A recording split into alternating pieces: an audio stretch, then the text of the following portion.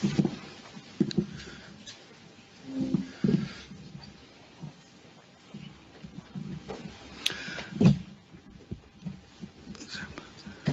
evening.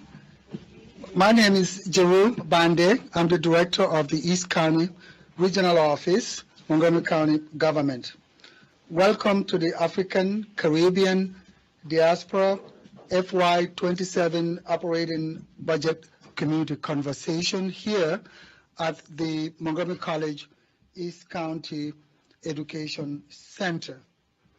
A special welcome to all our community leaders representing those populations, and a special welcome to our Chief Administrative Officer, Rich Madaleno, who will be leading our conversation.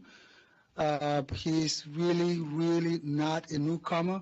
He probably knows East County better than many of us in here. So please be ready for his presentation. So welcome, Mr. Madaleno.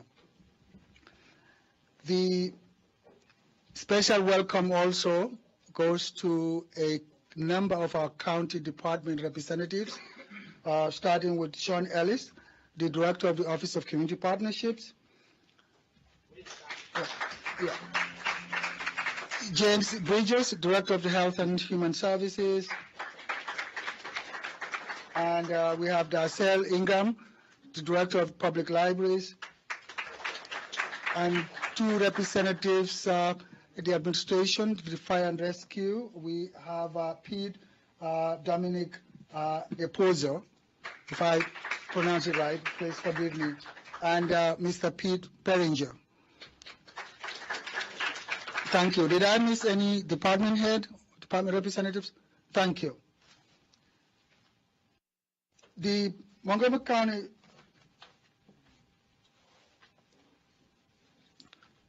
is holding these public meetings to give residents the opportunities to have input in the budget development process in Montgomery County. It is very important for the county executive and our chief administrative officer to make sure all the special populations have the opportunity to be part of that process. This event here this evening is designed very specifically for the African, Caribbean, and the diaspora communities. This is one of over a dozen such public meetings that gives the opportunities to different groups, bringing in different diverse input into the process. The agenda for this evening is simple and straightforward. I will be actually going through a lot of the conversations that some of you had experienced in previous 2 or 3 public meetings. We will, after the introductions, we will have an overview, a very quick overview of the operating budget basics, and then provide feedback and questions to the Chief Administrative Officer, Mr. Madaleno, and then he will make closing remarks. Now, in terms of this public forum, as I indicated, this is one of many such opportunities provided by the county executive to our communities. And we would like to again thank you, for we believe that your voice matters. You could also, besides participating in this process, you have a number of other opportunities to have input in this process. The East County Citizens Advisory Board conducts, supports or sponsors similar events. The next one will be October 6th at 7 p.m. at the White Oak Community Rec Center, and we have some flyers in the back out there. And then you also will have another opportunity after the county executive submits his budget to the county council to participate in those public hearing events. So that's another opportunity. Some of you are currently on either a board, a committee, or a commission. You have an opportunity to also chime in through those channels. But you could also participate by writing emails, text to our county officials, county executive, county council, and the school board for the budget relating to education. There's a number of other public meetings. And now it is my distinct honor to invite to the podium my boss and our friend in East County, in all other regions, Montgomery County, CAO, Rich Madaleno. Thank you.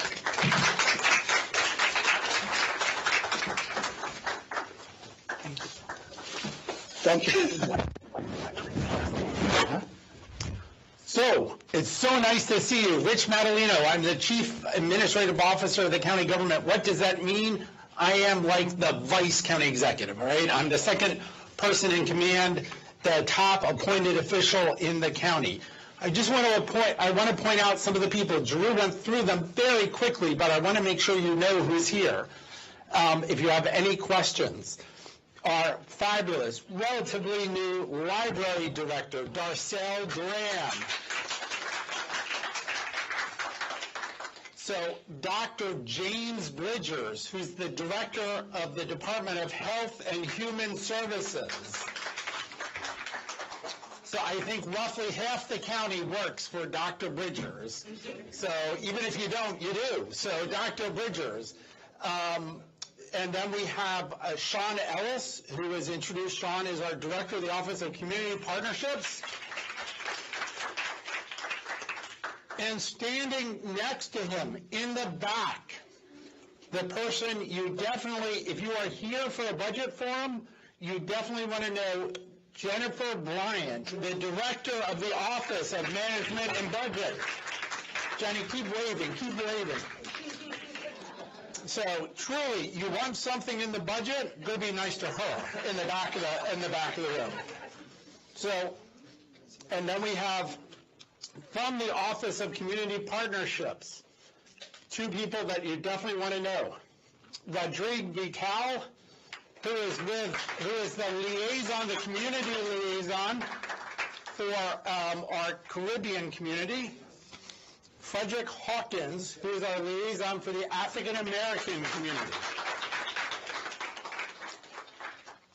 So, there are tables in the back with people from various departments or offices within the Department of Health and Human Services, especially the African American Health Program is right there. We've got people from the Healthy Babies Program. I'm not even going to get it all right. Dr. Bridgers is going to lecture me in the morning, 9 o'clock tomorrow morning when we have a call. James, why don't you shout out who's here so that people know?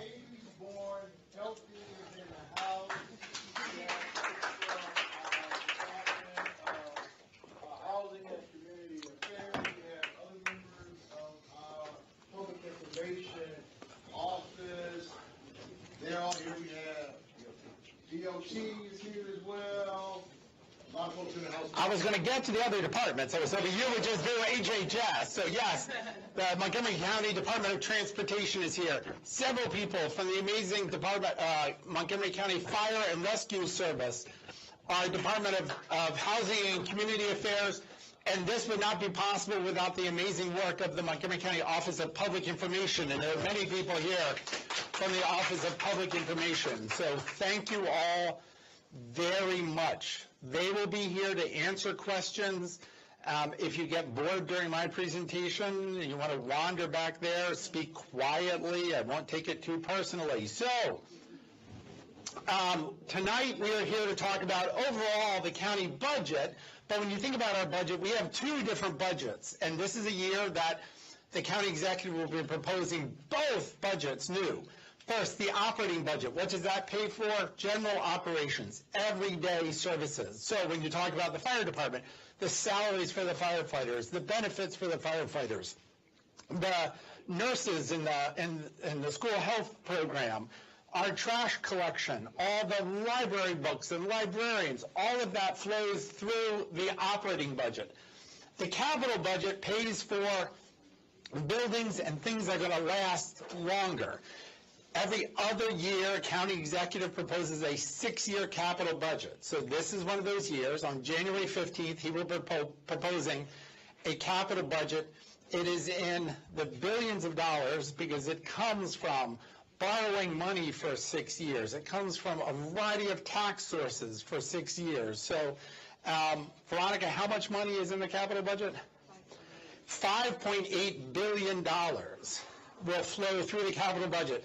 Federal funds, state funds, but everything to do from building new schools to buying fire trucks to building libraries to fixing roads, bridges. We maintain 5,200 miles of roads in Montgomery County. So it's got to do all of those things of a longer-term nature. So 2 different budgets, happy to answer questions about both.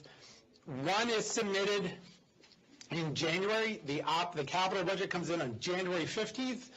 The operating budget must be submitted to the county council by the county executive on March 15th.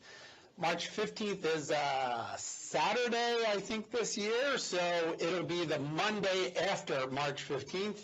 So as Drew mentioned, then there are budget hearings before the county council. So you can come, you can hopefully show up and say, God, Mark Elrich is a great guy. He proposed everything we wanted. Please fund the budget. Or you can say what he missed or what you don't like. The county council has the authority to make changes, whichever they want, up, down to the budget, but they have to pass the budget by the Thursday but before Memorial Day. So that's your last chance. They will have hearings through April mainly, work sessions in May, and then they have to pass the budget by the Thursday before Memorial Day. I am pleased to say we've been joined by the district council member who represents the East County, Kristen Mink, who is right here. So in the rare chance you're not happy with what Mark Elrich proposes, Kristen is who you want to go to, or one of the 10 other county council members who have the honor of representing our fantastic county. So, a little bit about who we are as a county. We are proud to be the most ethnically diverse jurisdiction in the country, if not number one, up there, with actually having an enormous range of people, from almost 48% white, a little less than 19% black or African American, almost 22% Hispanic, 16% Asian, 2 or more races, and everybody else. So quite a big,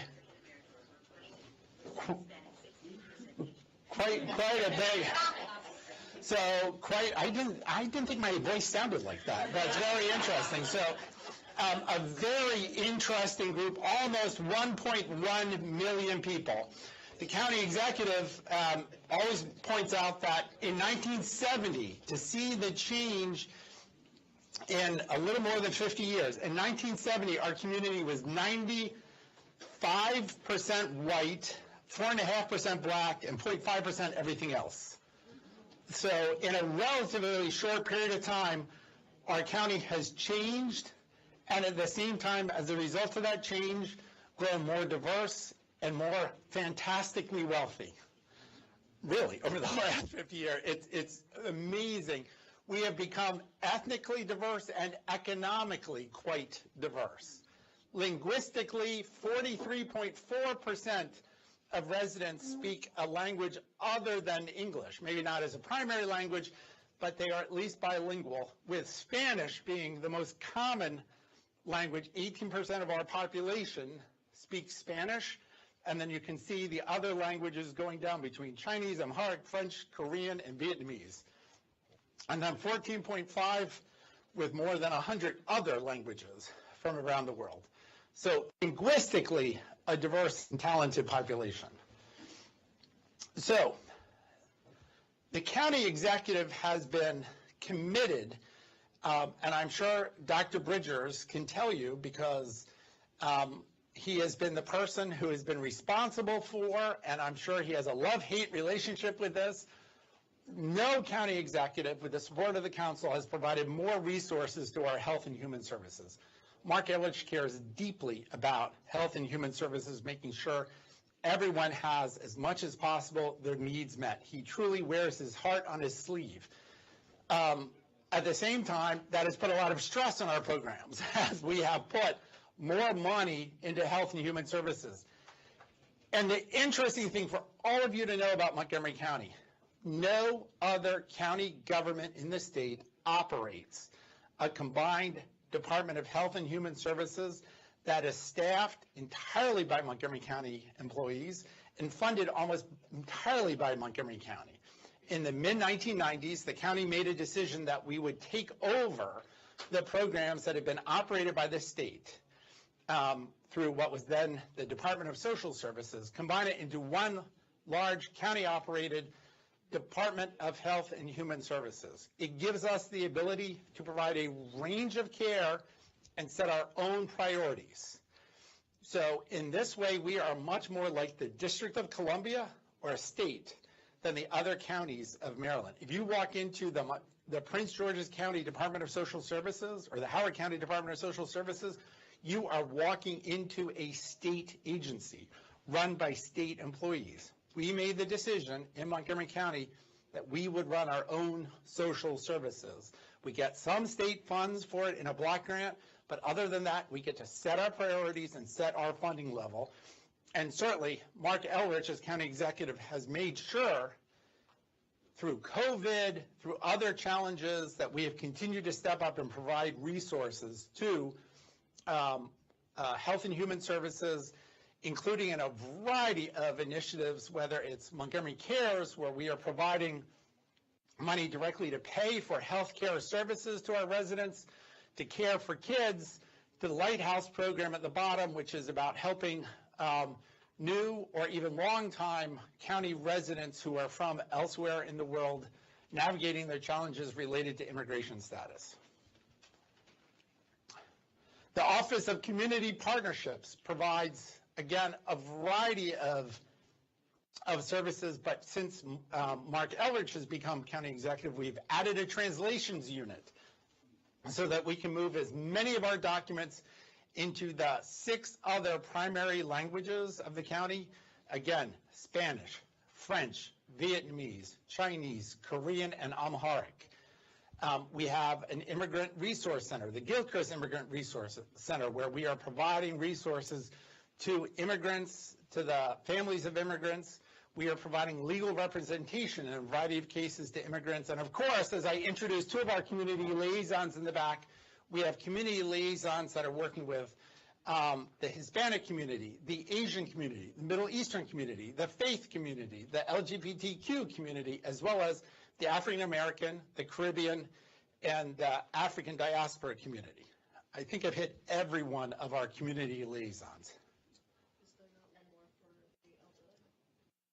No, that's elsewhere. That is in the Department of Health and Human Services. She had asked, is there one for the elderly?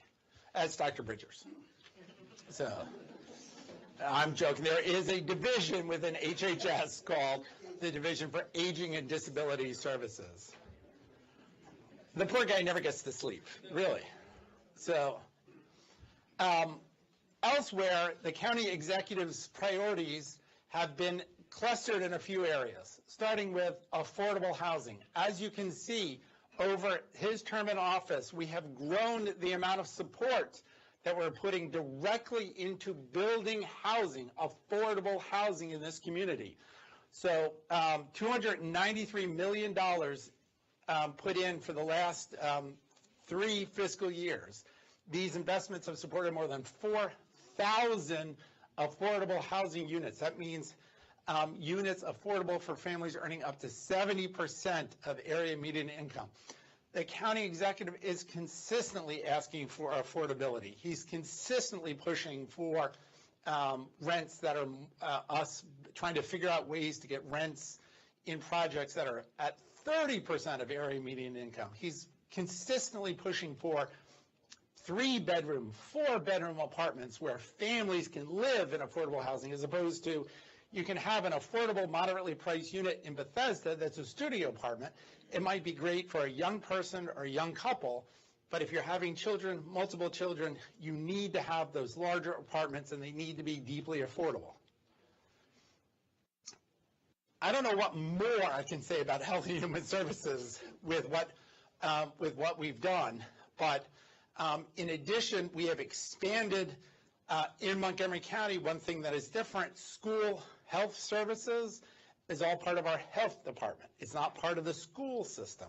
So we provide, whether it's the tech who's in the health room, nurses, nurse practitioners who are in the school-based health centers, we are counselors in the wellness centers, we are providing mental and physical health services to our students and sometimes even their families through the school system. We have been aggressive at trying to expand our services for people experiencing homelessness. We want to make sure that it's as quick as possible that someone might be homeless. We expanded the number of shelters that we have, and we continue to work hard every day to figure out what is happening with the District of Columbia, the horrible federal, it's so hard to figure out words to use, but what the federal government, the Trump administration is doing in moving homeless encampments and pushing people away. So we are trying to stay on top of that. On public safety, we have been expanding services through our fire and rescue service. I don't know if people realize this, and our fire and rescue service provides, I don't know how many calls a day, 1,000 calls a day, 800 calls a day. But the amazing thing is, it's actually a mobile healthcare system. 80% of the calls every day we're going out, we're dealing with health issues. And then the rest would be fire or rescue, accidents, that sort of stuff. So we have been trying to work very hard to figure out ways to continue to provide those integrated mobile medical services, even down to how do we figure out who is someone calling 911 often, and figure out how do we get services to them so they're not calling 911. And we're trying to divert people from having to deal with the emergency service.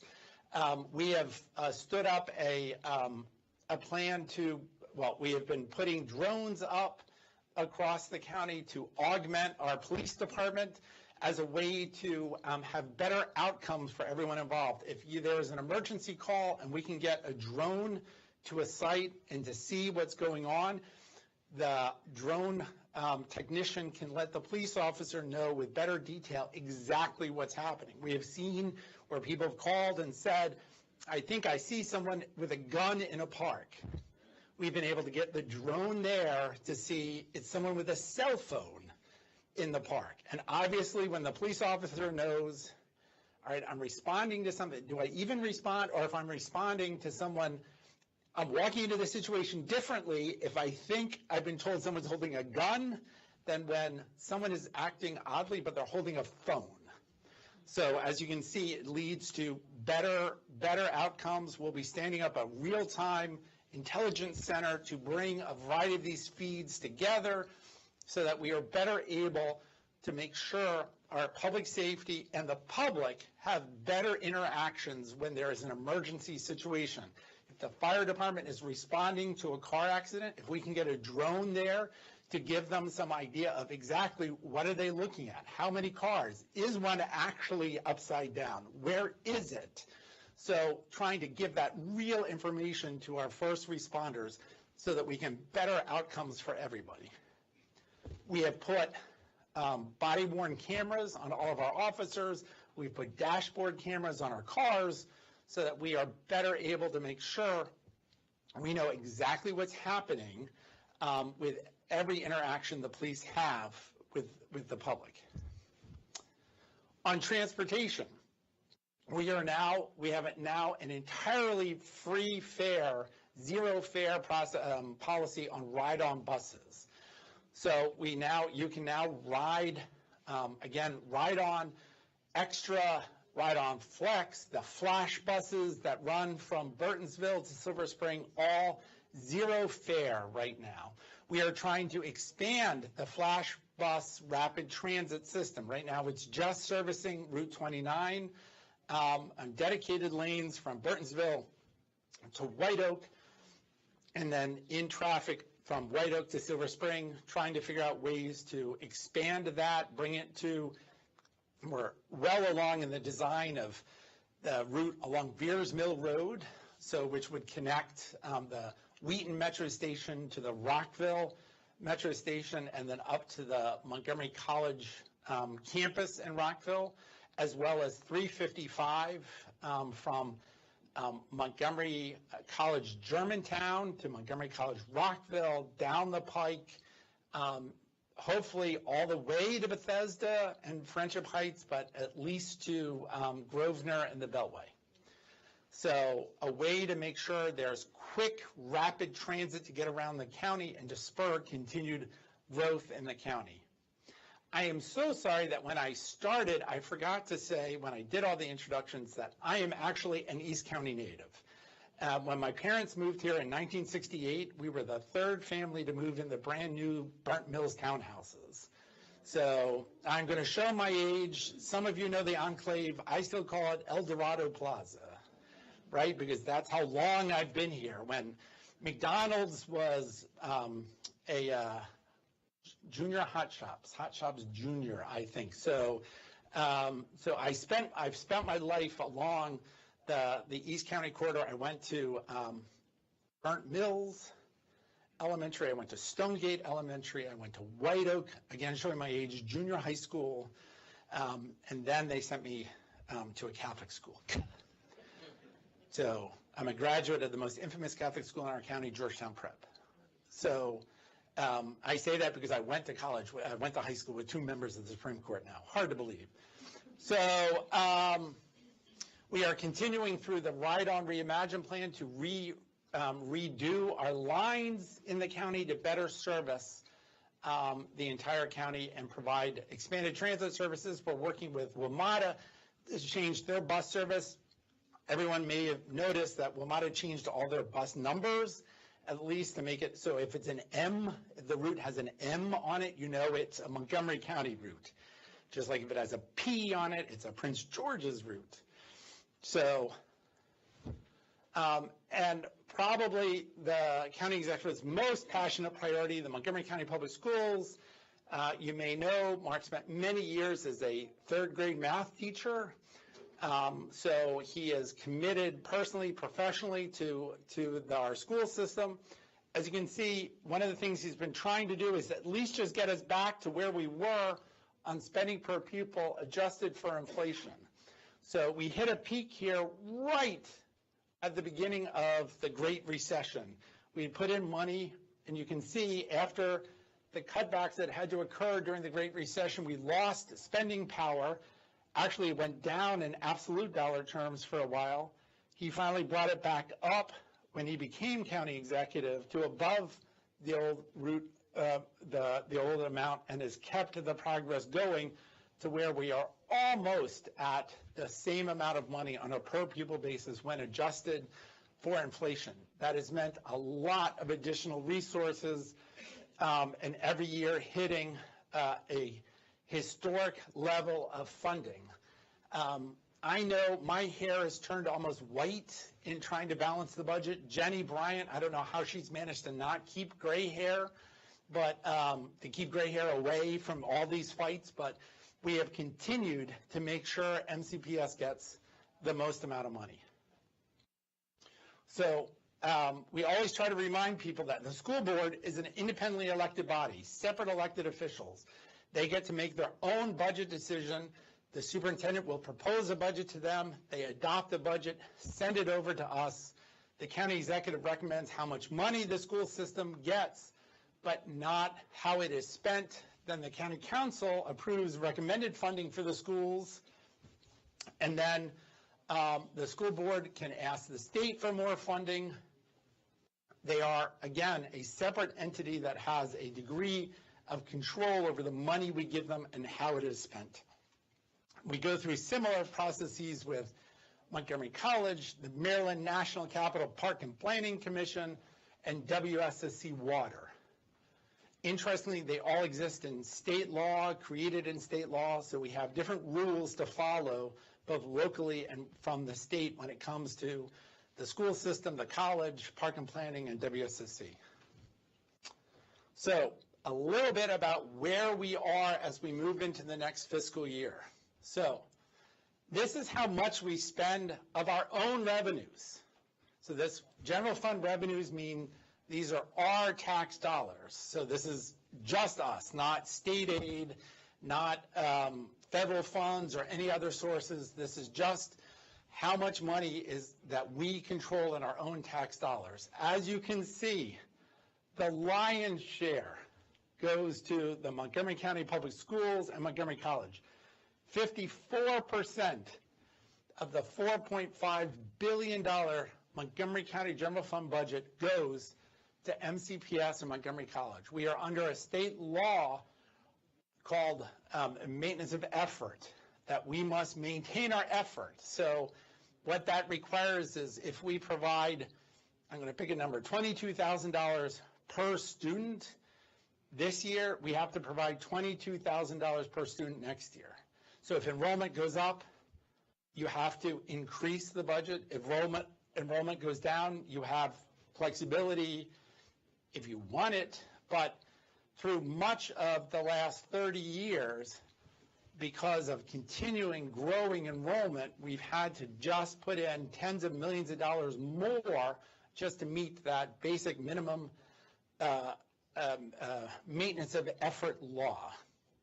So now over the last several years, because growth in enrollment has plateaued, we are able to catch up. As you notice in that last chart, where over the last several years the line has been picking up, because since the number of students has been growing, the more money we're going is actually growing the amount per pupil as opposed to keeping it at the same level. Our other major expenditures: public safety, police, fire, corrections, debt service, the money I told you we borrow money to build buildings, just like your mortgage payment. You are obligated to pay that money. So that's really the first dollar has to go out to pay back your bondholders. So our pension and health care obligations to retirees, cash that we put into the capital budget, that means the rest of the budget, which is bus drivers and transportation, our court system, our amazing library system, parks, recreation, much of what James is doing with the Department of Health and Human Services is paid for out of the remaining 13% of the budget. So that's always when you say, like, oh, Mark Elbert, you've got $4.5 billion to decide. Well, if you think about it, this is obligated by state law. This is a moral obligation. We all know if we don't pay our mortgage, there is a cost of it. So really, when you get down to it, you have very little control, and arguably public safety, which is overwhelmingly personnel, the firefighters, the police officers, the correctional officers, that it's really the rest of the budget is what the county executive and the county council has to wrestle over every year. Now, where does the money come from? It comes from income taxes and property taxes. In Maryland, it's important to know, local governments are funded almost entirely by who lives here. Sales tax in Maryland entirely goes to the state. Corporate taxes entirely go to the state. Really, our taxes, income tax, who lives here? Property tax overwhelmingly paid by people who live here. So 80% of our property taxes come from residents. It is really just, when you look at the business, the commercial side of the property tax, only 7% are offices. So we are dependent upon who lives here. That is very different, and you'll see a slide a little bit later that I'll come back to about the District of Columbia and Northern Virginia, which is why sometimes when people are talking about, whoa, Fairfax is doing this, Arlington is doing this, DC is doing this, why aren't you taking action? We are in a very different situation. And the good news is for us in the short term, our revenues continue to hold up. Yes, there's great concern over the federal government and uncertainty for the federal government. We have no idea what is about to happen in 48 hours with a shutdown of the federal government, with whatever budget they do end up passing and how that impacts us. We recognize that there are going to be issues around what that means to us. But so far, our income taxes have held up. The reality is we are fortunate to have some of the wealthiest people in the world live in Montgomery County. We have a lot of people whose income is not derived from the federal government. So as a result, we continue to do well with our income taxes. It's sometimes very surprising to see the receipts that are coming in right now with the headlines that are coming out. Sadly, we experienced the same thing with around maybe a similar situation in COVID. We saw a lot of job losses, but those job losses were all at the lower end of the economy where people have very little tax burden because of the progressive structure of Maryland taxes. And so because we don't get the sales tax, we just get income tax, property tax, our revenues held up during COVID. Our revenues could very well hold up through the next few years. And not to forget that while the Trump big bill did a lot of damage to social programs, did a lot of damage to civilian agencies, it pumped in tens of billions of dollars into defense and security. And while the Washington region does well with the life sciences, the Washington region also does well with the death sciences. And as a result, that money will continue to flow through entities like Lockheed Martin, the single largest international business based in Montgomery County. So there are reasons to see that there's plenty of stimulus flowing into the regional economy. At the same time, other things that we might better like money to go into is not happening. But we are going to have more people who need help. Inflation is hitting the budget. Certainly, we employ a lot of people in schools and a variety of jobs. Health insurance costs go up. That means our costs as an employer go up. The uncertain local job market. More and more people are looking for jobs, and that is creating a degree of instability. And of course, and you may have seen plenty of news lately about the K-shaped economy, where people in the top 20% are earning more than ever and spending more than ever, and they are keeping the entire national economy afloat. And we just have a large number of people in that category that are continuing to keep the local and regional economies going. So you probably, as soon as we put one of these slides up, it changes because we see potentially more job losses. We don't know what's about to happen with the shutdown or the new federal budget whenever that goes into place. There's a risk of federal spending that flows through the county. We are fortunate because both the federal government and the state government give out aid inverse to wealth. The wealthier you are, the less aid you get. That our exposure to direct assistance from the federal government as the size of our budget is in fact quite small. We only get about $150 million a year to support our county government from the federal government. Overwhelmingly goes to Health and Human Services to pay for us administering a variety of programs. And then about $150 million goes to the school system, overwhelmingly for Head Start, early childhood, and some poverty programs. So if you look at some of the communities around us, they have much greater exposure to direct federal assistance. So, and of course, in the long term, we have no idea as the federal government talks, as Trump talks about moving agencies around like on a chessboard, closing the Beltsville Agricultural Resource Center, selling up part of the FDA. We're constantly monitoring that. Kathleen Boucher, who has walked in, is with our county's Office of Intergovernmental Relations. She and her colleagues are following what is happening on Capitol Hill in order to keep us all well informed. Kathleen, do you want to raise your hand? There's Kathleen. Also a Silver Spring resident, right? You got it. So,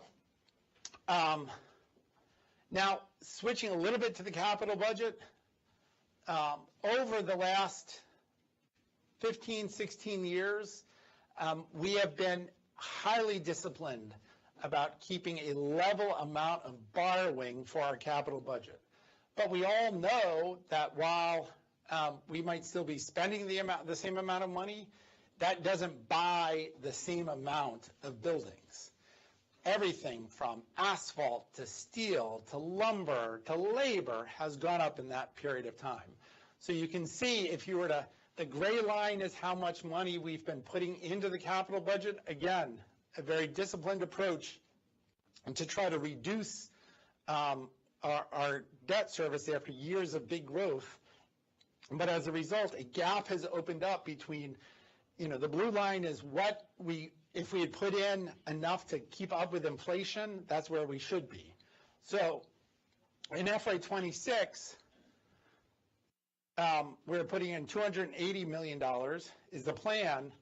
But if we had just kept pace to do the same things we did with $300 million in FY09, we should be up to $560 million. So as you can see, we've not kept pace with the cost of capital inflation. So, which you can see in a few examples, how much the cost of a bus has gone up, and especially if we're trying to shift to electric buses, up from $500,000 to $1.2 million. The cost of a new school square footage has more than doubled over the last decade, from $361 to $834. A fire engine has almost doubled in cost to $1.2 million. Road paving per lane mile has not quite doubled, but has gone up. And that's why if you're still putting in the same amount of money, 10 years ago, you could have bought 2 fire engines. You can only buy 1 fire engine for the same amount of money. So that's why the county government, the county executive likes to talk about the need for tax restructuring. So the tax system for Maryland counties was designed when we were really, truly nothing but a suburban bedroom community. Again, income tax, property tax, designed on just who lives here and not the business community that has grown here. And that in order to keep pace with Northern Virginia, which has shifted their tax structure to pull in more direct revenues to the county governments through their business community and dedicated that to infrastructure, we are unable to meet Virginia's infrastructure growth. Which means, as some of you, if you drive the Beltway, you've noticed the Beltway is much wider in Virginia than it is in Maryland because they have set up a different tax structure where businesses pay more in property taxes and more of their income taxes to the counties to dedicate that to transportation. So they have created a separate transportation fund for Northern Virginia, which brings in between $300 and $500 million a year to allow them to do a lot of transportation investments that we struggle to keep pace with. In Virginia, every road is maintained by the state. I told you earlier, Montgomery County is responsible for 5,400 miles of roads. Fairfax County is responsible for 10, because the state of Virginia pays for all roads. Neighborhood roads, everything. They pay for snow plowing, they pay for fixing. All of that is a state responsibility. And then the counties have been given the authority to create more funds for capital expenditures, building the Silver Line, expanding the Beltway, doing lots of other transportation projects around Northern Virginia that we are struggling to keep pace with because the state has not given us the same responsibility. This is potentially Mark Elridge's favorite chart of all time to show where we are on property taxes compared to people around us. So, and because these charts go from 0, we try to keep it honest so that we're not making it seem even bigger. But if you look at the Maryland counties around us, Frederick County and Howard County and Prince George's County all have a much higher property tax rate of us $1, almost $1.03, Frederick $1.11, Howard $1.33, Prince George's $1.37. So now we have a much larger property tax base than either one of those two, than the other Maryland counties, but they have a much higher rate. Fairfax County, $1.15. But here's the interesting thing. The Virginia General Assembly gave Fairfax County the ability to have an extra 12.5 cents on commercial property, office buildings, shopping centers, even rental housing, in order to generate more money for capital investments. And then Virginia, on top of that, provides their local governments, or they provide their local governments like Fairfax the chance to do special taxing districts. So Reston, which is benefiting from the Silver Line extension, is paying an additional 20 cents to go to a special taxing district to help pay for the cost of the the Silver Line, as well as the taxes on the Dulles Toll Road. So they have generated lots of additional income, which they mandate only to go to infrastructure, which is why they have charged ahead. When they put in those rules, you can see the difference in infrastructure. So, and then the District of Columbia is in a totally different situation where they have an 85-cent residential property tax, so the lowest in the region, but they charge for buildings that have a value of $10 million or more, which you can imagine many office buildings, apartment buildings in the district have a value over $10 million. They charge a property tax rate of $1.89. Now, the downside at the moment of this structure is this has meant an enormous influx of money into the District of Columbia as the downtown office buildings grew. The area around the Capital One Arena, where the baseball stadium, all that investment, because they have this different rates, has meant an enormous infusion of cash into the district. Now, obviously, as some of their office buildings struggle, they're struggling as a result of that structure, as they have more and more of their tax base coming from businesses as opposed to just residents. So the county executive has asked for the support of the council and the General Assembly to give us the same sorts of authority in Maryland that Virginia has in order to get more money for infrastructure, because that infrastructure leads to more growth, apartments, offices, jobs, and more tax revenue. So in fact, for the first half of the Silver Line Special Taxing District, for the first half of the Silver Line, they've already been able to reduce the taxes from 20 cents to 16 cents because of the amount of growth that has occurred. They no longer need the full 20 cents to pay for the Silver Line, at least that part of the Silver Line. So he thinks it's important for the community to have this conversation about how we are going to pay for infrastructure, because that's the only way for us to continue to compete with Northern Virginia for the types of jobs that we want to come into our communities to support the continued growth of the county. And with that, I am happy to report no one got up and walked back to the back of the room, even though Giroux has amazing food and drinks in the back of the room. But I will now happily take any questions. I don't mean to put Councilmember Mink on the spot. If she has anything she wants to add, Kristen, feel free to jump up and say, damn, Rich Madaleno is smart and said everything. Well, that is a lot of pressure, Rich. Hi, everybody. I'm Kristen Mink. I am your district council member, so I represent this. Hi, how are you?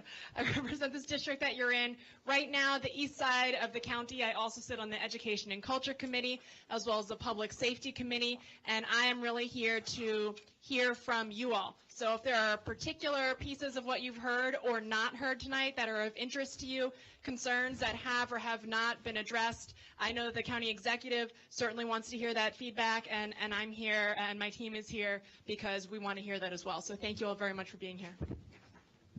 Let's give Mr. Madaleno a hand for a wonderful presentation.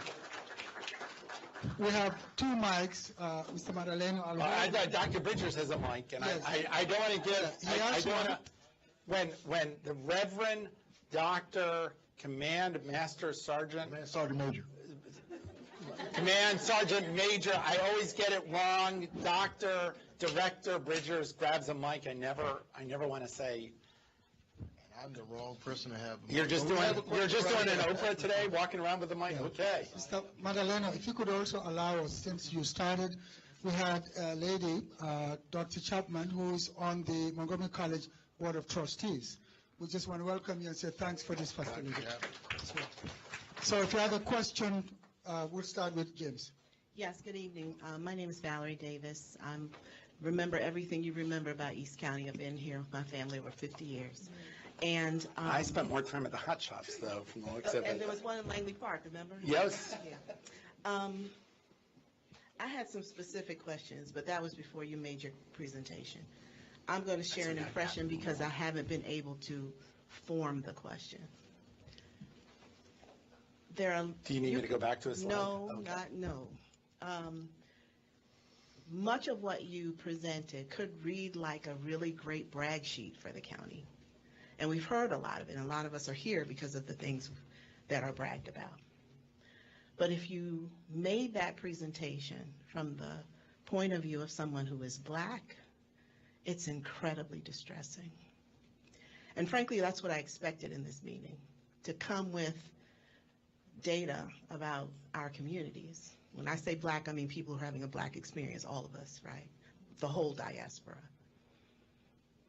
The thing that struck me the most is, and it's a light bulb moment for me, that the wealth of a very few people is masking the destruction of Black people in this county. And that somehow that's something to brag about, but also it may just be the biggest barrier to our survival. And so if we're having a conversation about how it's not so bad because we have the most wealthy people, we'll never really have the conversation about Black people. So I don't have a question because I'm literally stunned at that framing coming to this community. Thank you. Okay. I need a response. Anybody else need a response? So I do think that when you look at the structure of the county, one of the things that I was trying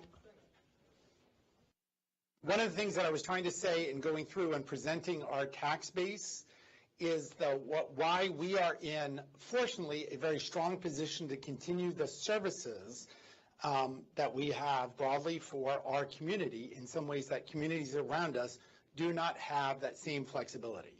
So we continue to have a degree of self-control about our community's destiny and an ability to continue our investments in communities all over the county in order to make sure that we are continuing to keep our school system operating, our social services program operating.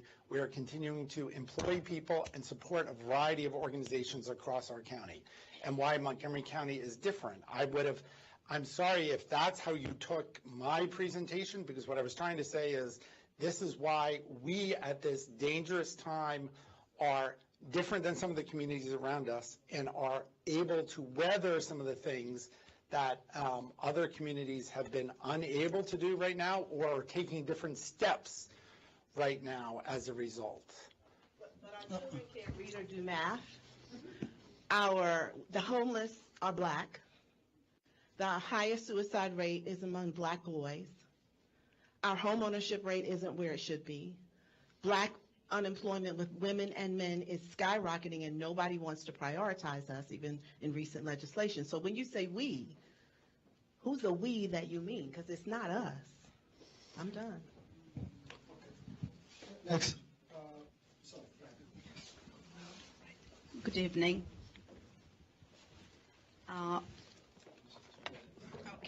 Thank you for the presentation, Mr. Madaleno.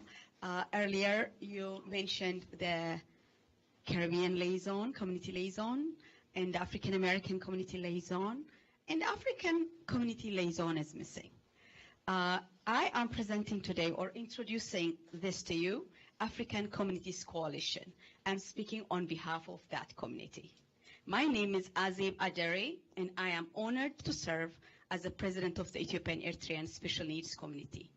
Our organization primarily serves individuals with developmental disabilities and their families by providing culturally responsive supports, trainings for parents, and training for Montgomery County Public Schools, as well as faith-based and non-faith-based organizations.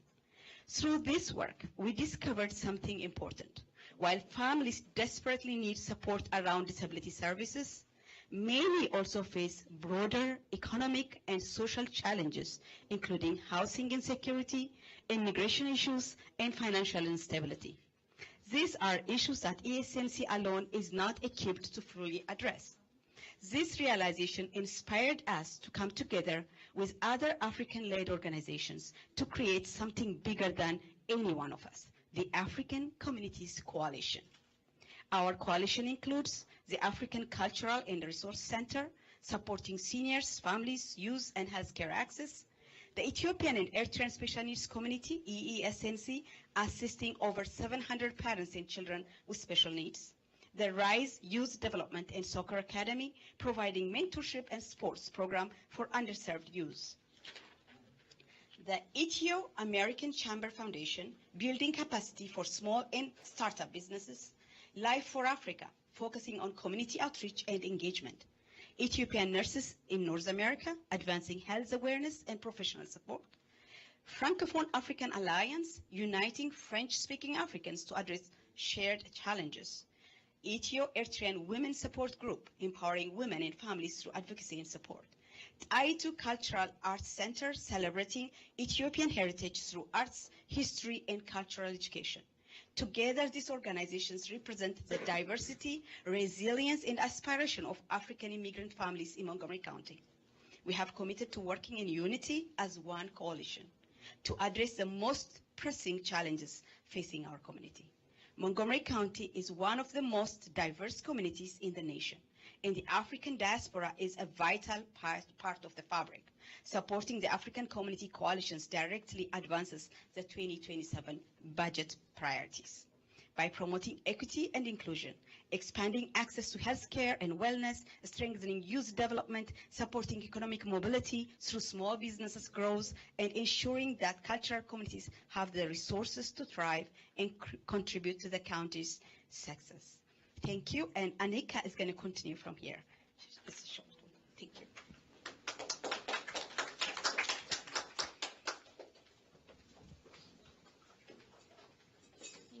Yeah, just for the sake of time, if we can just recap so we just don't take too much time by any one individual. We really appreciate your understanding. Thank you. Yeah, my name is Anika from the Francophone African Alliance and also from the African Community Coalition. So today we are here not only to ask for funding, but we are here to request a meeting with the county leaders to explore technical, financial, and professional support that can strengthen our coalition and expand our capacity to serve our communities. Together, we can unlock greater impact for the more than 30,000 African residents of Montgomery County. So thank you very much for that, and we request a follow-up meeting. Thank you very much. Sure, we can pull that off between me, I'm looking back at Sean, in the Office of Community Partnerships, our representatives from the Office of Grants Management. We can definitely set that up. Merci. Next question over here.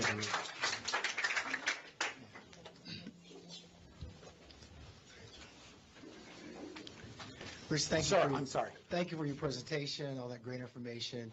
I just have two questions. One is, you highlighted the need for us to be able to increase taxes, property taxes on businesses in the county. So my question is this. One, what is the number one hindrance to that? And two, can it be done in such a way that it will not dissuade businesses from planting themselves here? Sure. For the first question, Maryland state law requires all local governments, all county governments, I should say, not municipal governments, but county governments must have one single rate for all classes of property. So we are not allowed to set differentiated rates in Maryland.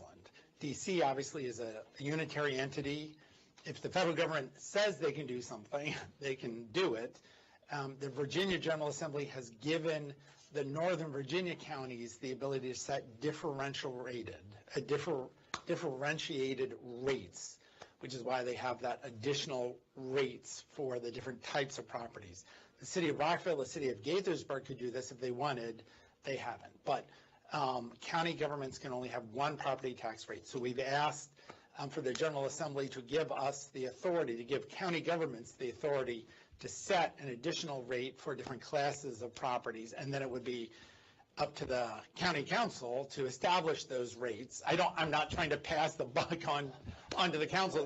The county executive, I'm sure, would be happy to propose those new rates. He's been clear about it, and then it would be the council that would have to set rates as they have to set all of our local tax rates. So that is the legal barrier to it. Now, when we look at Northern Virginia, we see that they have taken these revenues, and again, state law requires that it only be spent on infrastructure. So they can't spend it on schools, they can't spend it on social services, they can only plow it into transportation. One of the differences between Maryland and Virginia, as I mentioned about roads, all roads are state roads, the Northern Virginia counties must pay for all mass transit. So the state of Maryland pays for WMATA, the cost of Metro Rail, Metro Bus, the public subsidy.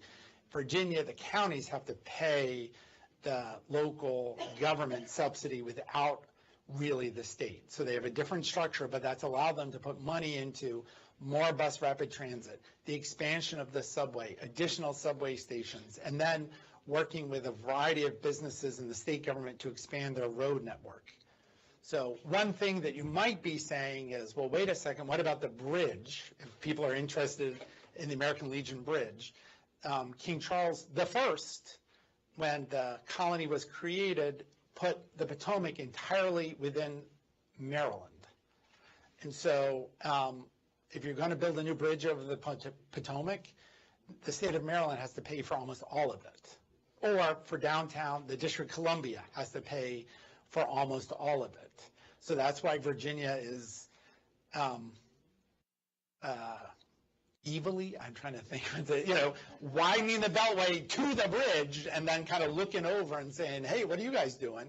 Because they don't have to pay for the most expensive thing, which is building, expanding the bridge, which is why it took so long to get the Woodrow Wilson Bridge on the other side of the beltway done, is the state of Maryland had to figure out a way to do it, but did it with the federal government.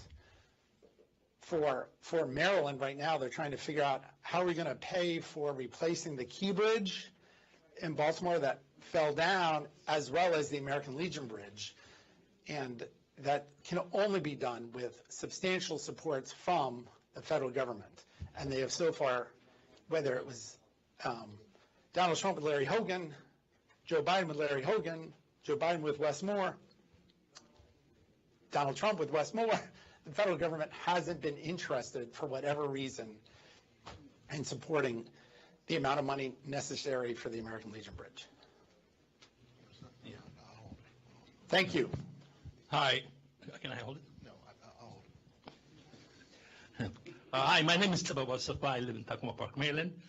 Sorry I came late, but I can imagine my issue as not addressed. I am a champion of benefit cooperation, an amazing piece of legislation the state of Maryland passed in 2010. 38 states have adopted it. Basically, it's a hybrid of nonprofit, as you know, for-profit. It aspires to provide entrepreneurs, visionaries, to leverage the power of business to create wealth while addressing the greater common good. For the last 10 years, inspired by that piece of legislation, I've developed a benefit cooperation for Africa initiative to provide African entrepreneurs to create a new value chain that connect African community growers to entrepreneurs on the side to create jobs. I'm saying that because the status quo has looked at out of the opportunity. We're culturally and in so many ways are locked out. We're in the margins. Whatever we're doing is we're doing because we're tapping into our own traditional societal resources. So my point is, Montgomery County is a home of benefit corporation. What are we going to do to look into this? It's supposed to be a community public-private partnership. It is an investment, so much so. When mine has gone so deep, I'm proving the model, I'm building the infrastructure. Right now, actually, I'm in communication with the Montgomery County to create a benefit corporation for Africa academy and incubation center. So how do you see what's happening in here? I think the county executive, I like him, but the system is disconnected on what's happening. So in these crazy times, minuscule thing is not going to address it. We have to have a bold and scale-up element. So who are we going to talk to? The Montgomery Economic Development Corporation and La La Land. We don't speak the same language. So we have to be innovative. We have to be bold. We have to go out of the box and see the best asset the county has, we the people. There's so much, especially I'm an African, I can tell you, every African member of our community, before they got here, they have so much experiences. Now they have to downgrade themselves to survive. So the people are our asset. What is the county is going to do to look into us and be a partner? Thank you. Sure. My first 5 slides were all about this. I'm sorry you were late. No, I'm joking. So, in fact, one of the largest benefit B Corps in the country is United Therapeutics. Yes, which is a fast-growing life sciences business in downtown Silver Spring. They were amongst the first, if not the first, in the state to take on the opportunity to transform into, and I'm not using the right word, but to transform into a B corporation. So, I mean, I remember when some guy who was a state senator, Jamie Raskin, passed the legislation that created the structure for benefit corporation in Maryland, being the first to do it. So that's a great point. We have within the Office of the County Executive the business center. So we, for whatever reason, when the Montgomery County Economic Development Corporation was created and part of the economic development operation of the county went to them, small business assistance, startup assistance stayed with the county, and we have consolidated that within what we call the business center. We have a variety of navigators. I'm sure between me, Jeru, Sean, we can make sure that you get in and meet with the team of navigators that we have to explain what you're doing and how we can work together. If I may, it's not a small business, a big business, not a very small platform. Yes. That's a point I'm trying to make. Thank you. Okay, we have this one. All right. My name is Salam Tafara. I live in Potomac, and I have 2 businesses in the Silver Spring area. Also, I have a land, and I'm trying to build a new building downtown Silver Spring. But I have a question regarding the infrastructure and the purple line. So we are affected by that, and then we haven't received any funds because of the purple line, because we heard like many businesses got, but not most of us that we are affected. So how that determine the funds and then how they allocated for the businesses? So what is our benefit just by living in Montgomery County? So I just wanted to ask that question. Also, for the planning department, we have been waiting for the last 2 years, just to after we submitted for the plan for the new building, but we haven't received any results. We are waiting for for the planning permit, but they're not they are not giving the priority for the small businesses, and especially that we are spending money for the lands for other mortgages. So how we can get this resolved? 2 very simple questions that are so difficult to answer. The purple line question with the business assistance grants, well, the county has done some, most of them have come from the state. I don't mean to pass the buck, but I don't think I can give you a very good answer about the purple line assistance, because I know there's been a struggling to it. I don't know if Drew is trying to say. So our regional services director for Silver Spring, Jacob Newman, if you leave your information with Drew, he'll make sure that Jacob, do you know Jacob? I don't know. So we can get you an answer through Jacob. We can get you an answer through the Business Center program, because I know they've struggled. I know that's been a consistent source of concern for the county executive. The county executive was a large skeptic of the purple line when it was on the plan, when it was just being planned, and I don't know if his skepticism has diminished.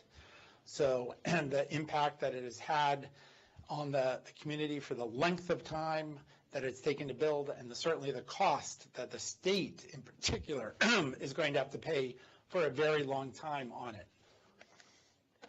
Your second question, planning.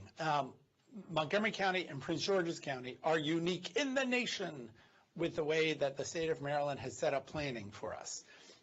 And the planning department sits within the Maryland National Capital Park and Planning Commission. So it does not respond to the county executive at all, and it has been that way since 1916.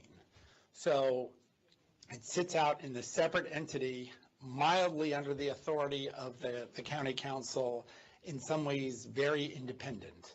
So the county executive pushes all the time to say, when we hear about concerns that people have with the planning process, and then once you get your planning approval, now you have the special opportunity to go to the Montgomery County Department of Permitting for the permit. Most other jurisdictions have found a way to put planning and permitting together so that you can move along in a rapid process. We have this overly bureaucratic process that I'm sure if he were standing before you, he would say, Kristen Meek eliminated it today. So she couldn't even do it if she wanted to do it, because the General Assembly would have to do that. Because this 1916 structure sits in state law. So it is something that he would argue, that I can see for the time I've been in the county, in public policy, this system, while it has some benefits, it creates a bunch of problems and slows down the process. In some ways, I liken this where I think Montgomery County's attitude was very much like a country club. You've got to prove to us you need to join, as opposed to we are open for everybody to come in and who wants to participate and wants to build and grow, and we have to be responsive, because otherwise we are losing your investment, we are losing your momentum, and we are costing you money as you wait for a project to get built. And we've got to find a different way to move it faster, because it's not 1916, it is 2025, or that's 2026.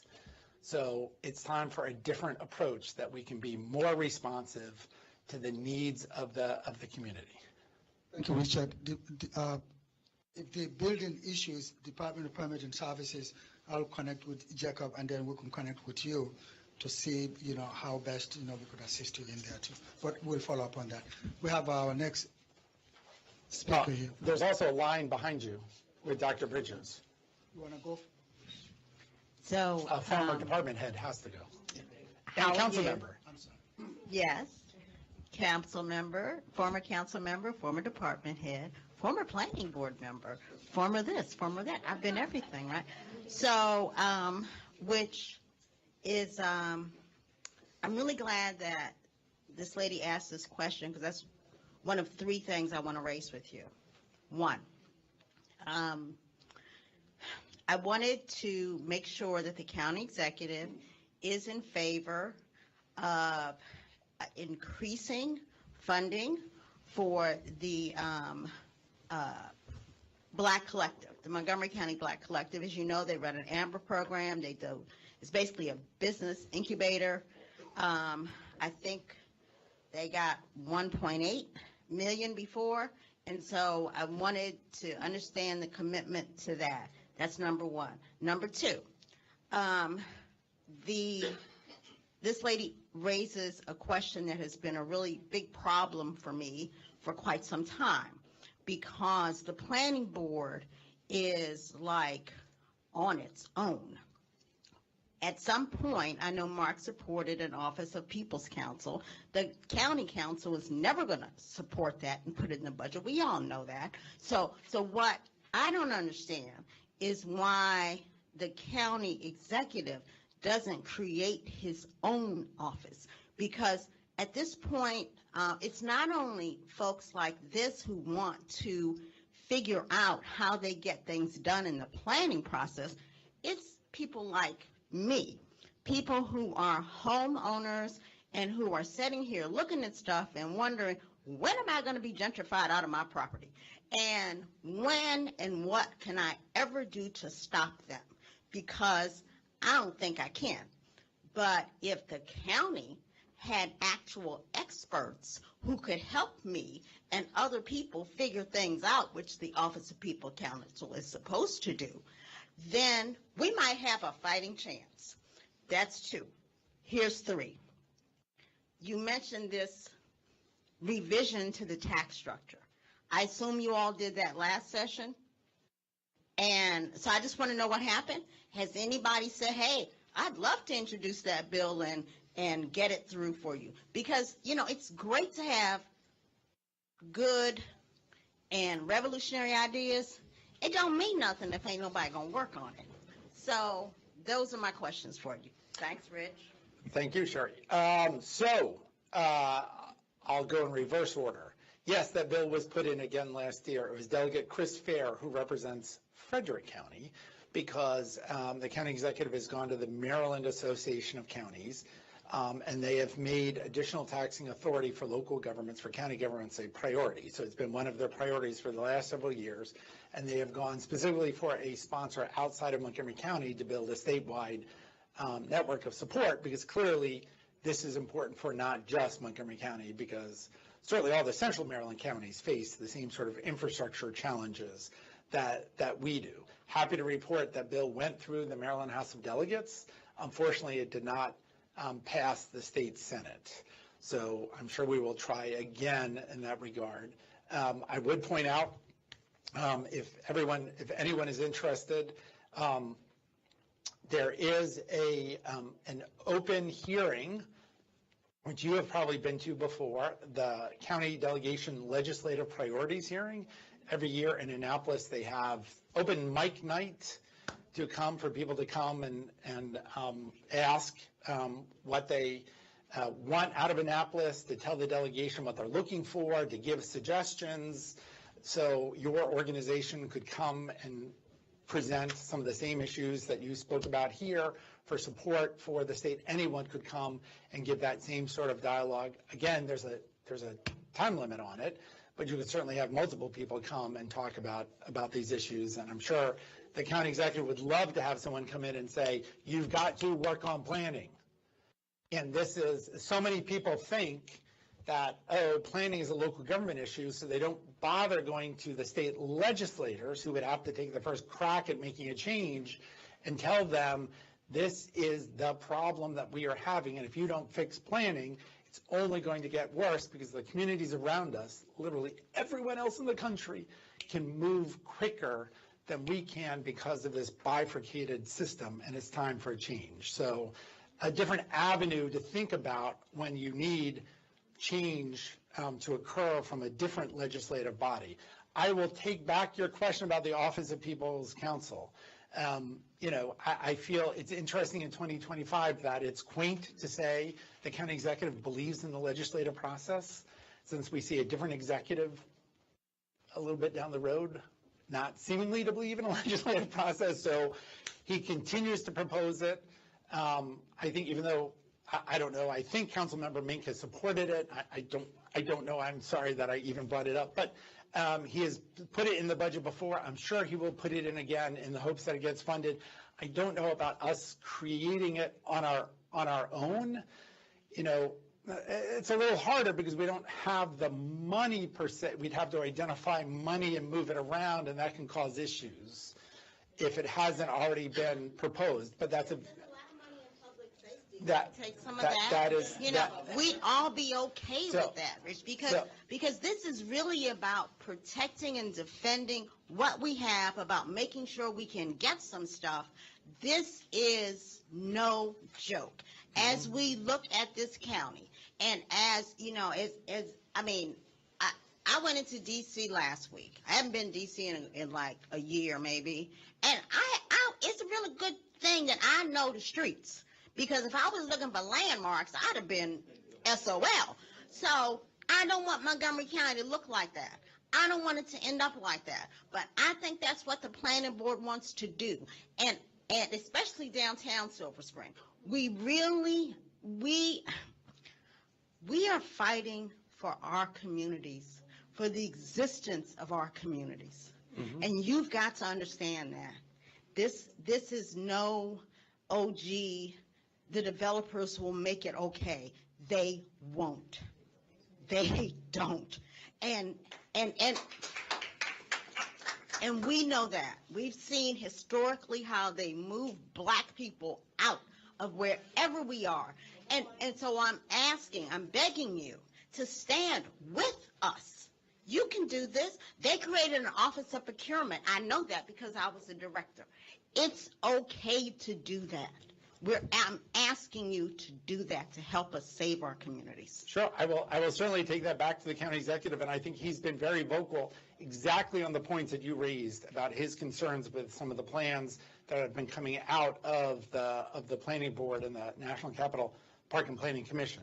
So your last question on the Black Collective, I will take that back to him. I can't guarantee where he is. I can't imagine he will be doing anything but continuing to provide funding. But I cannot make a commitment for him of additional funding, but I know he has been passionate and supportive of the funds that have gone in, and we'll see what transpires, but that will definitely be in the notes that go to him, is that request. Thank you, so nice seeing you. We have one here. Yes, we do have one here. Good evening, how Good are evening. you? I'm good. Appreciate your presentation and the broad view of Montgomery County. My concerns are very specific. And I'm concerned about our education system, and I'm concerned about the fact that our children of color have the lowest test scores in the county. That is unnecessary. It doesn't have to be. But the system is not working for us. We have kids who are growing up in this county who can either be a support to our tax base in the future, or they can be a drag on it.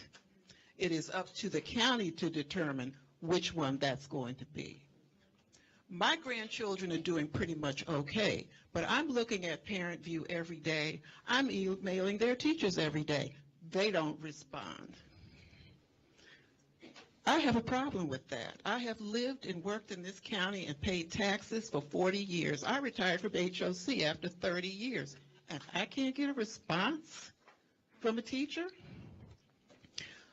My second concern, which is equally important, is what's coming from the federal government.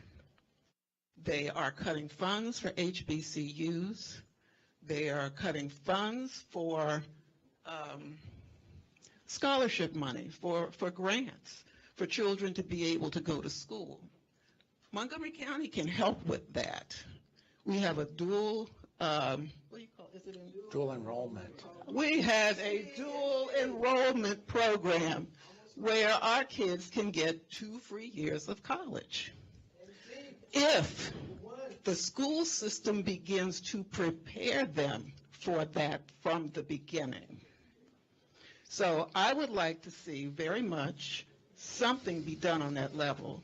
I think you're seeing a community at this point that's waking up.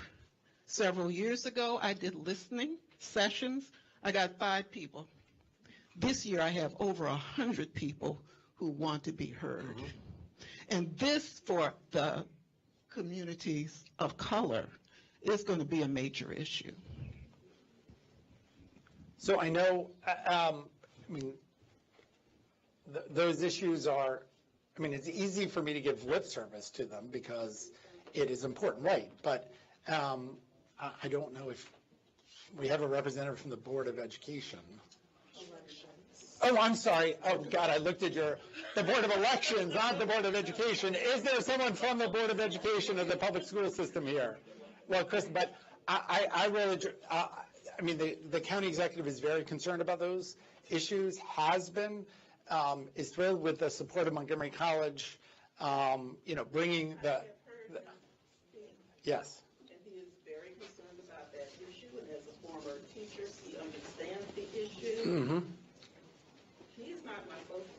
Mm-hmm. My focus is the systemic issues that have been ongoing for who knows how long.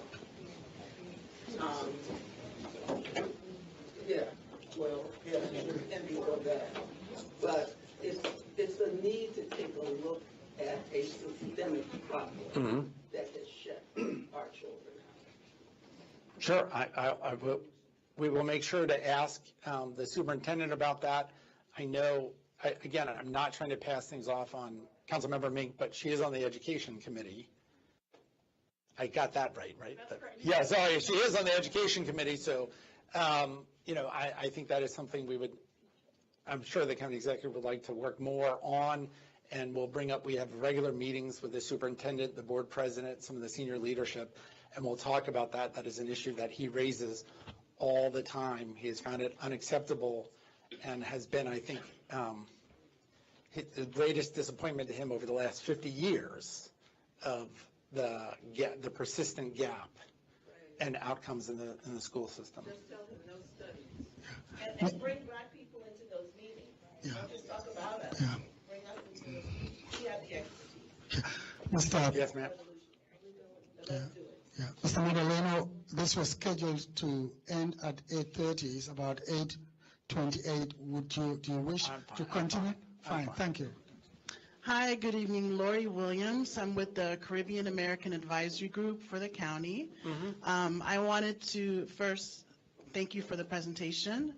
I also want to mention that the Caribbean American Advisory Group, the African Advisory Group, the African American Advisory Group are coming together to formally present some recommendations for the county executive. So I'll be brief with just a couple of points that we will formally make in the near future.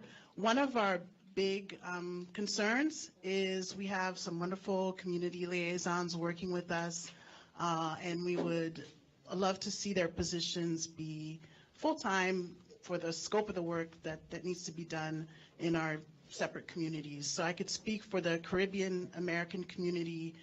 The need is great. There's a lot of fear in our community, and I could say the fear is not only newly arrived, immigrants in the county, but people who've been in the county for a long time, established their families here and so forth. There's fears and concerns. So we will ask for that consideration for our community liaisons to be full-time. Another point for the Caribbean American community, as well as our communities as a whole, special outreach for our aging population. Sometimes they do not know of all the services, or are not aware, or don't have access to be able to get to the services that are available to them. So resources for that. We continue to request resources for safe and affordable housing for our youth, for our, again, our aging community, our community as a whole, and just continued resources to ensure that, as was mentioned before, that, education, youth opportunities, safe communities, all of this is available to all of our constituents in our communities. So thank you for your time, and we will be continuing the conversation, we hope, with the county executive. Well, and certainly with Dr. Bridgers right there, the Division of Aging and Disability Services, several of you have brought that issue up, and certainly Dr. Patrice McGee, who is the division chief, we could definitely set up some conversation to make sure we talk through issues if we are presenting information where in places and style it is not helpful. Certainly would love to work on all of that. I know you work with Rodrigo all the time, and, the county executive, I know has thought long and hard about the full-time, part-time status for the community liaisons. So we'll definitely look into all of that for moving forward. I don't know if you noticed, but Councilmember Mink was nodding very strongly when you said the full-time committee. I think on that one, I'm safe to say she is, yes, do it yesterday, so. Okay, we have next here. Okay, thank you so much. I'm from the African Communities Coalition, and we will follow up the meeting. But here to address and give more emphasis on the education thing, because it's a big concern for the immigrant communities. And there is a disconnect totally between the school and especially the parents. One of the issues is just, there is a language barrier as well as understanding the school system to provide the support that our kids are in need of. And to bridge the gap, I know there is a language access, something like that, especially sending messages from the school system to the parents in Amharic. But it is terrible, terrible, terrible, to be honest. I have been working on so many times with this message. I try to address the school board and different departments, like, in order to understand the Amharic that the school is sending, I have to translate it into English. Then I will understand that what they are trying to say. Let alone like a person who do not understand English, if you send the Amharic, they are confused, like what are they talking about, like something like that. So this kind of disconnect, it's serious, to be honest, because the parents, most of them, if you ask like the immigrants why you are coming to the United States, mostly safety, and then because they wish a better opportunity education for their kids, and their kids are not receiving that. And due to that, drug and substance abuse among the immigrant and color communities is maximizing. Mental health is an issue. So many problems among. What was that? Mental health. Sorry. Yeah. So in order to address that, this is a budget hearing, I know. We need to have, problem hearing sessions. What are we facing? How we are feeling? And even there are maybe alternative solutions. As my brother Tababu mentioned, there are so many experts coming from Africa, educated, have so many years of experience in different sectors and aspects. We may have a solution because we understand the community very well than yours. So that I don't know how we can figure it out, but we need this kind of conversations. All right, thank you. I know we talk all the time. I kept looking back at Sean Ellis, again, the director of the Office of Community Partnerships, about, I know you were talking about the school system, but the challenges of communicating in other languages in a way that's coherent to the recipient. And that's a very interesting point. I will definitely bring that up with the school system. Sometimes I feel like, clearly with all of the new tools that we have, if the starting document is not properly crafted in English, it's hard to get it to understand. I mean, I know as an English speaker, native English speaker, plenty of communication I received from the school system that I struggled to sometimes understand what they were trying to tell me as a parent. So the plain English that goes out, as well as then whatever we're translating into other languages. So that's valuable feedback, I know, for us to work with them to see if we can do better. And I don't know if you receive communications. I'm not asking to put you on the spot, but if we do a better job with Amharic than the school system does, or if that's just a fundamental problem that we need to think about how we are working, either translations in general or we're doing something wrong with Amharic that we've got to try to address. Okay, thanks for this presentation. And we are new immigrations, but we have been in the United States for 20 years and also working in the public school system and for long times. So that's why we really appreciate for the school. And when we live in other countries, we always think about the American education is very well because American is the world leader, something like that. So that's why we leave our country to this country for advanced study. And so that's why this is, so most of us and work in the school and quickly back to our country to cultivate what we learned. But we choose to stay here and to work with the United States and to be, so that's why I study in the education, so we also think about the Africans and the academic is lower for some people, but I think so that we have the first president of African American President Obama or something like that, and they are very outstanding person. And at the education board, we also choose and keep the spot for the African and American peoples to be a board member, education board member. So I think that we care the problem about the Africans, the lower academic. But I think it's the problems from the problem, and I think why we choose the person be a education board member, and so that's why I think they really know the problem where it is. But that's such a long time, just like that. If some patient have a cancer, there is not just one day make her or he be a cancer patient. They should have many problems that cause many bad habits, something like that. They did not care about eating or exercise or anything else. Or they are so sad that they're born in the environment have many harmful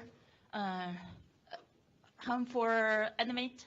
So cause the child when they are since the baby and have a lot of the. So the point is that we really appreciate it, but for the just like the superintendents, the Montgomery counties, the safety is the first place. Yeah. So we went to the school. We be a teacher. We don't do the segregation.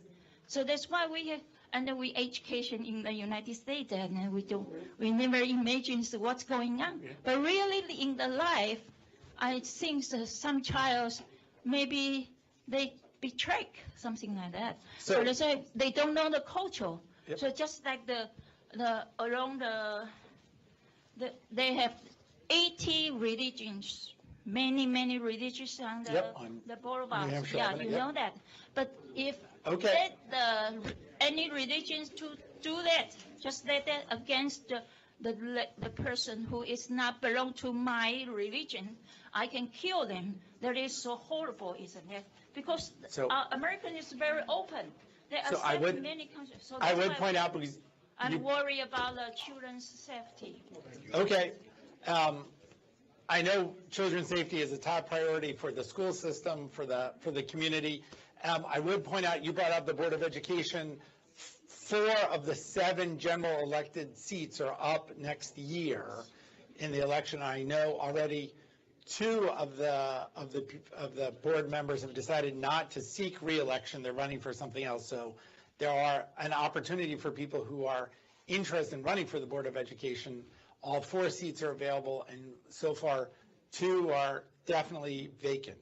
So I know there are different people that got this one here first. Yes. Yes. Okay, we'll get this one here. Again, that is set in state law. Yes. Hello, my name is Marasebi. I live in East County. I have 2 children. They're 9 and 11. So my concern about East County, the school system, I think I've come to the point where I understand how the budget is allocated, but I'm very concerned about how we allocate for school system in East County.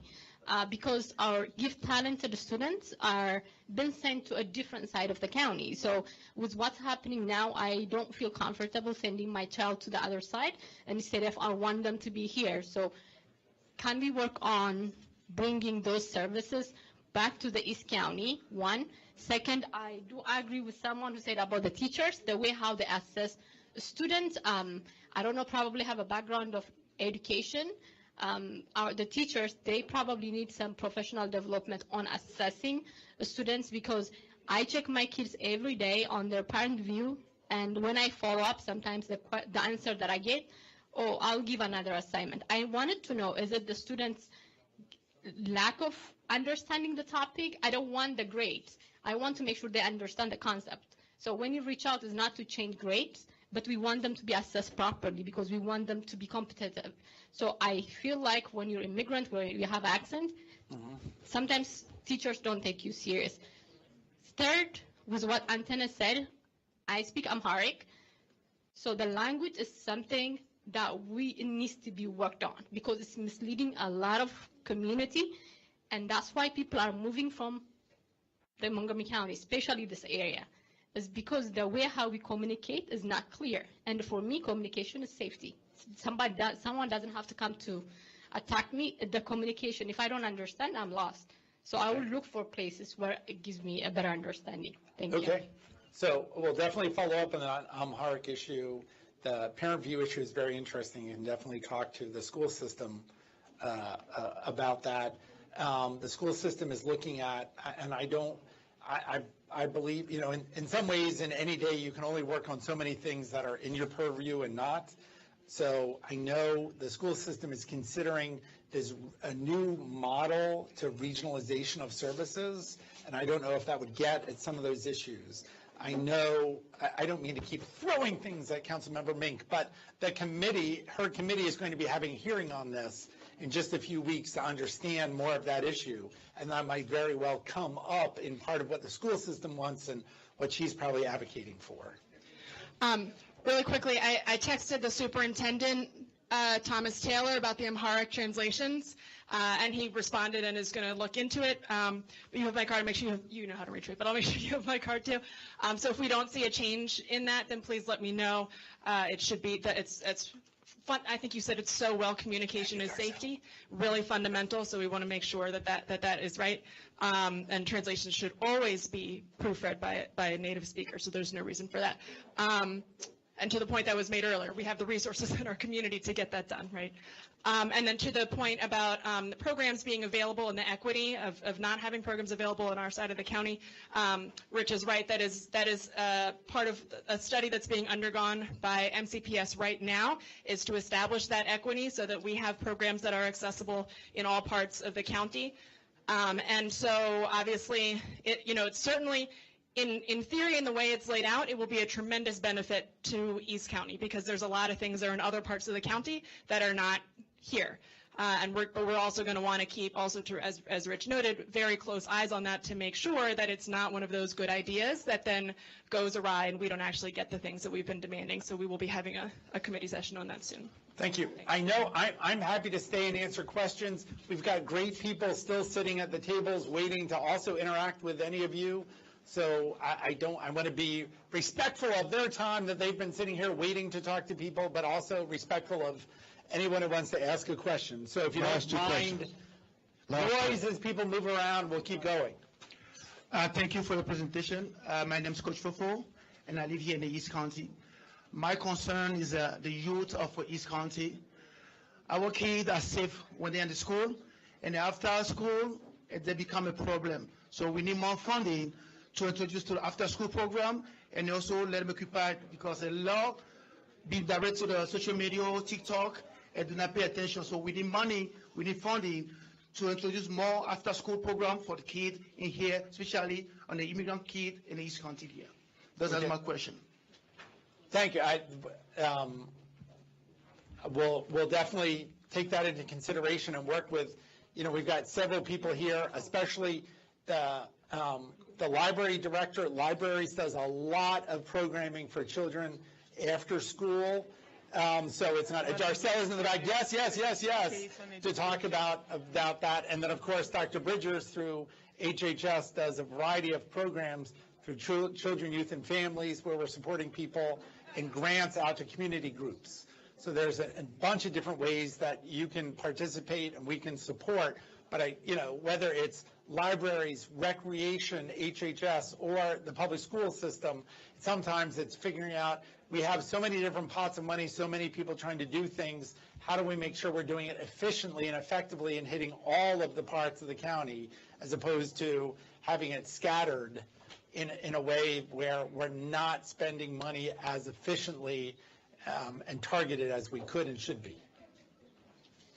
James, you said there was one more question?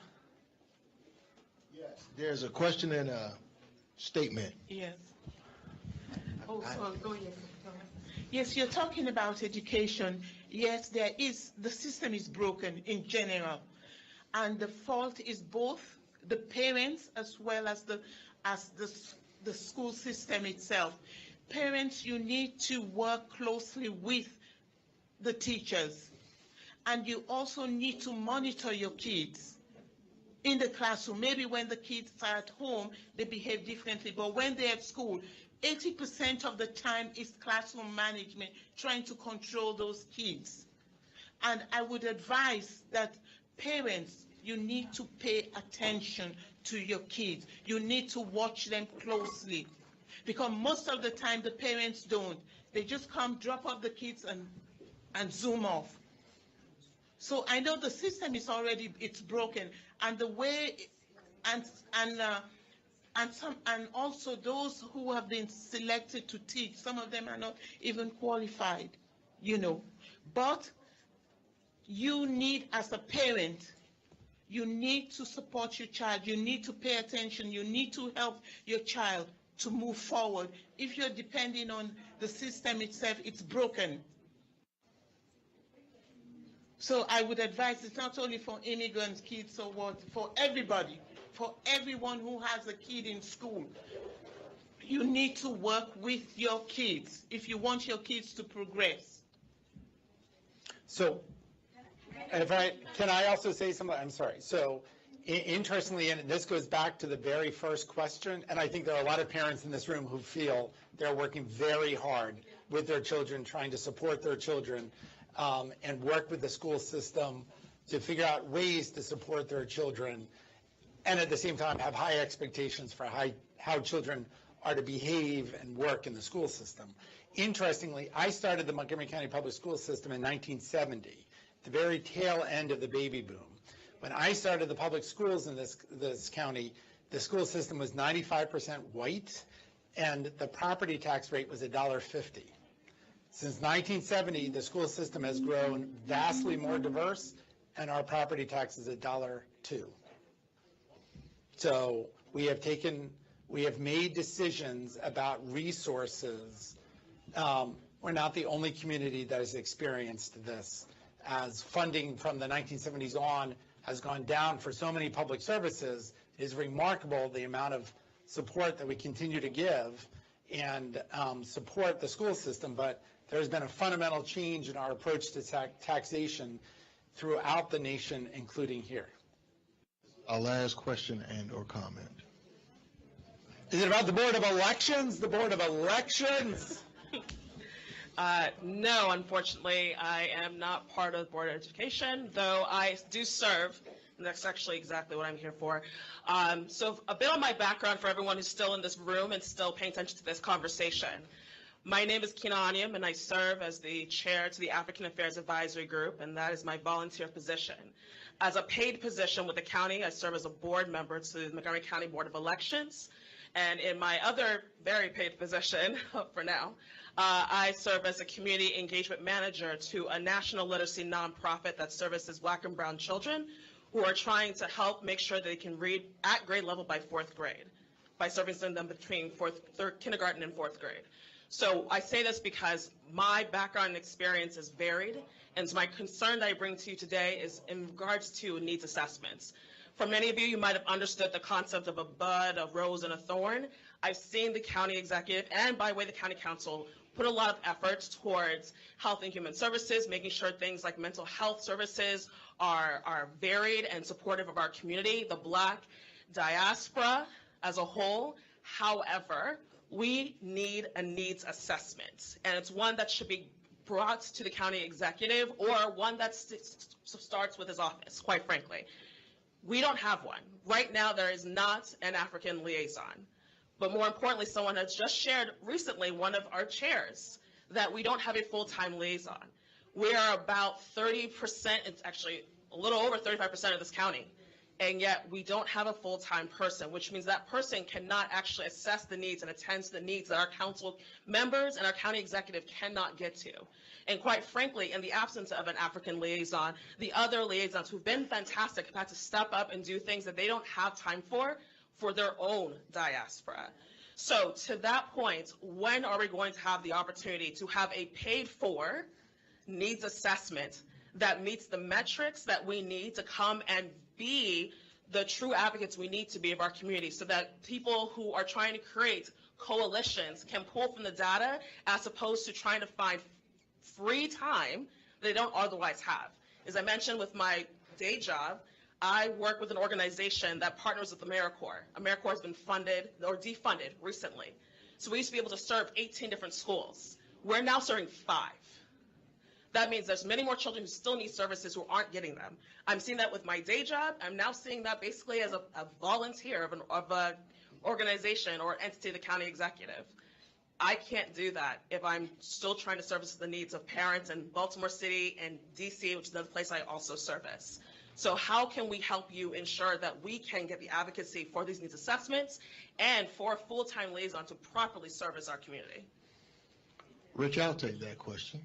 Okay. So thank you for that question. We need to talk. We do have a community health needs assessment that is generated through our minority health improvement programs. But you know what the challenge is for us to make that needs assessment more robust? We don't have people to respond to not only the quantitative piece, the survey, or even come out and participate in the qualitative piece. We don't even have people coming out in the community. We talk about community level engagement and capacity building assistance. We have a low response rate from individuals who come out to talk about educational pieces. So there are multiple metrics, and we vet them in the community. We ask folks, we invite folks, we solicit folks to come out and help inform the survey so that we can develop the metrics, so that we can have data that targets or that's more specific to data-driven vulnerabilities. We talk about diversity, equity, inclusion, but how inclusive can we be if we come to forums such as this, but we have minimal participation? Now, I'm not generalizing to this group, but we need more participation to maximize and leverage the data that we use to help form our budget, to help respond to the community level needs, to help the CAO and the county executive prioritize and assess and mitigate those risks where we focus on where those vulnerabilities lie. So I'll give you my card. We can have a follow-up conversation, and I'm glad the conversation ended with me. Thank you, Rich. So I think we will have a liaison on board soon, and we will continue the conversation about. I heard loud and clear about the desire for full-time liaisons and not just part-time liaisons. Did you hear that, Sean? So I'm sorry. Let's give Ms. Marilena a big hand. Very nice. Thank you. Thank you, Rich. Thank you all very much for coming out.